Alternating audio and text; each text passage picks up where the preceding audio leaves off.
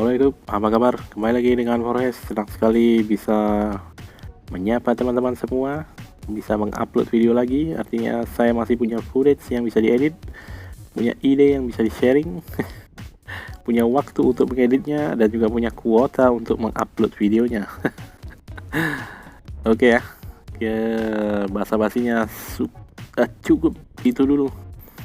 Sekarang saya mau ngelanjutin pembahasan di video sebelumnya yang saya ada sedikit menyinggung soal naik motor bebek maupun motor metik ya, dalam waktu yang cukup lama untuk saya pribadi. Dan ya di video kali ini nyambungin aja.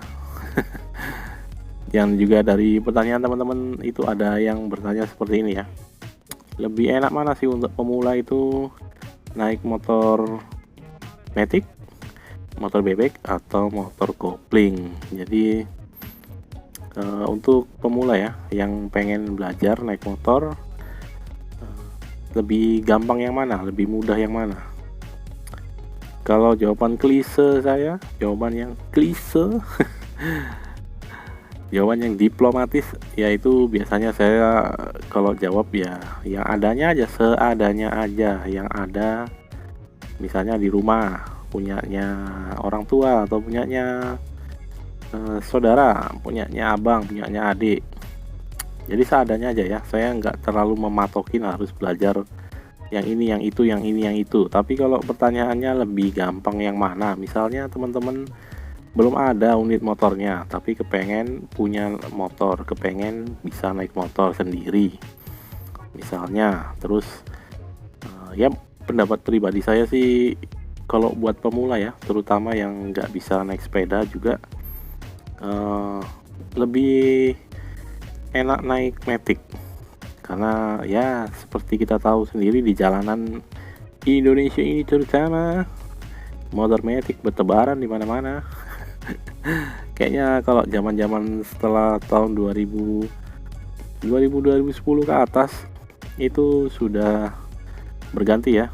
Kalau sebelum-sebelumnya itu motor bebek itu cukup banyak sekali di jalanan.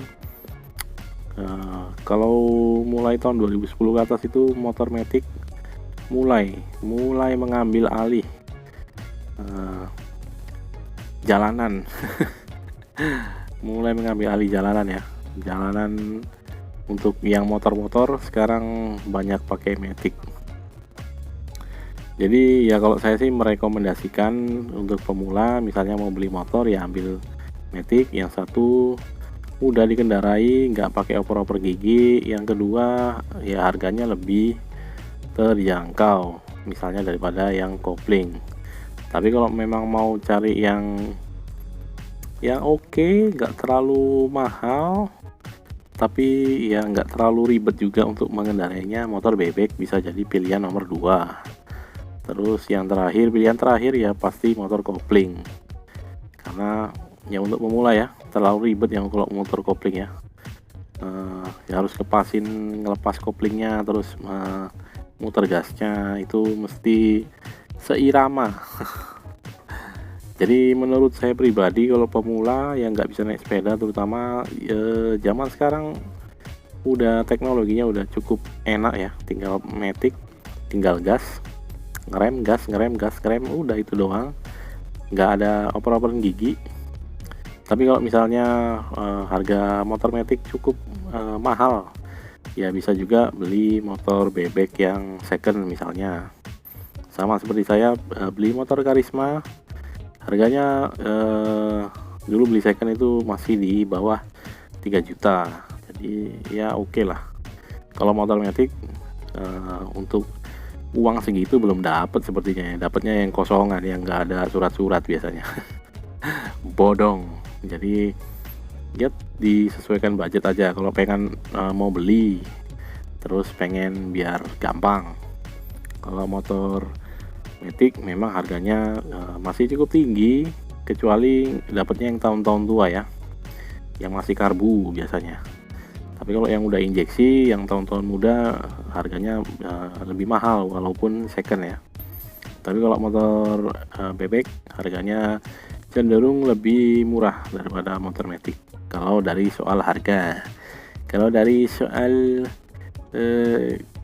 kesulitan mengendarai, sebetulnya ya motor bebek sama motor matic itu kalau pemula hampir mirip-mirip lah ya. Kalau motor bebek mulainya jangan dari gigi 1 karena itu pasti nyentak. Mulainya selalu saya sarankan itu dari gigi 2 aja sudah cukup oke, bisa jalan terus nggak terlalu nyentak. Nah kalau motor matic sendiri ya kelebihannya memang itu ya, dia putaran mesinnya sesuai dengan putaran gasnya, jadi nggak ditentukan oleh gigi berapa dan gigi berapa gitu ya. Jadi tinggal disesuaikan aja, misalnya uangnya pas-pasan, uangnya mepet adanya cuman sekian gitu, ya udah cari motor bebek second, cari yang sehat, cari yang surat-suratnya komplit, jadi tinggal pakai aja ya, bukan tinggal benerin. Terus kalau misalnya alternatif lain, misalnya mau mencicil, mau buat transportasi untuk kerja misalnya, mencicil ya bisa juga ambil motor matic. Tapi ya namanya kalau motor baru ya dipakai belajar. Sayang nggak motornya kalau rusak gitu. Terus kemudian motor kopling. Kenapa motor kopling di sini saya baru singgung, yaitu karena yang pertama harganya relatif lebih mahal dari kedua jenis motor yang tadi. Terus kemudian untuk pemula sendiri belajar motor kopling itu relatif lebih sulit, lebih susah, lebih rumit untuk pengoperasiannya ya. Harus bisa mengatur temponya, kapan ngelepasin kopling, kapan memindahkan gigi, dan kapan memutar gasnya. Yang mana saya juga nggak terlalu jago untuk naik motor kopling, tapi ya bisa lah. Terus kelebihannya apa sih motor kopling dibanding matic maupun bebek? Kalau motor kopling ya relatif kenceng, terus keren ya, apalagi motor-motor berfairing seperti CBR, Ninja, terus R15, R25 seperti itu ya, kan keren bentuknya. Terus kalau yang model-model naked seperti Fiction, CB, terus ya dan teman-temannya itu ya, pastinya lebih nyaman dikendarai, artinya lebih kokoh. Nggak ringkih ya, kalau naik matic ini ya sejatinya sih ringkih, nggak terlalu nyaman untuk di perjalanan jauh. Cuman ya udah, karena adanya motor matic ya gas aja lah. Ya jadi kelebihannya motor kopling seperti tadi ya, lebih kencang, untuk di kecepatan yang tinggi juga lebih stabil karena bodinya lebih berat. Terus kemudian untuk kenyamanannya juga udah pastilah ya, lebih nyaman. Tapi juga di luar itu spare partnya juga relatif lebih mahal dan juga harganya lebih mahal seperti itu. Jadi ya saya kembalikan lagi ke teman-teman, opsinya seperti itu ya. Kalau budgetnya pas-pasan ambil bebek second, kalau misalnya ya udah mau kredit aja deh sekalian, ya udah mau ambil yang baru ambil matic, gampang untuk dipelajarin.